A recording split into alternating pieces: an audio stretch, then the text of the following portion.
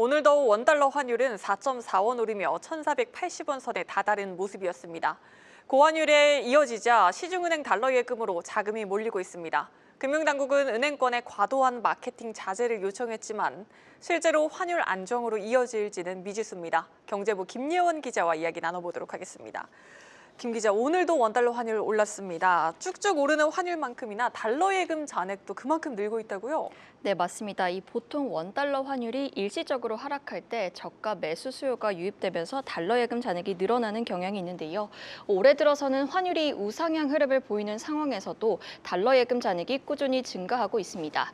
어제까지 5대 시중은행의 달러 예금 잔액을 취합해 봤는데요. 보시는 것처럼 달러 예금 잔액이 지난해 10월부터 12월까지 꾸준히 늘었고요. 새해 들어서도 불과 12영업일 만에 32억 8천만 달러 넘게 증가했습니다. 19일까지 평균 환율이 1,460원인데요. 이를 적용하면 원화로 4조 7,900억 원 가까이 늘어난 셈입니다.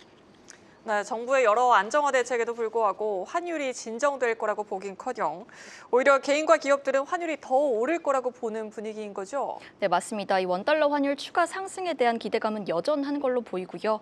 여기에 달러 자산을 선제적으로 확보하려는 개인과 기업의 수요가 동시에 작용한 것으로 분석됩니다.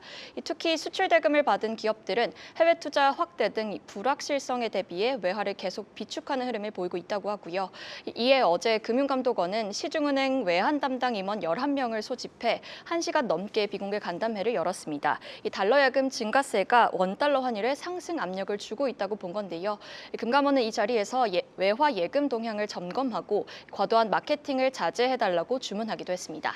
사실 마케팅을 자제한다고 해서 효과가 있을진 모르겠지만 이런 주문에 재빨리 반응한 은행권도 있다고요? 네, 맞습니다. 신한은행이 곧바로 환전 이벤트를 내놨는데요. 이달 26일부터 한 달간 이 외화 예금 보유 고객이 달러를 원화로 환전할 경우 횟수 제한 없이 90% 환율 우대를 제공하기로 한 겁니다. 기존에는 고객 등급에 따라 최대 50% 수준이었는데 이를 고객 등급과 무관하게 무제한 90%로 확대한 건데요.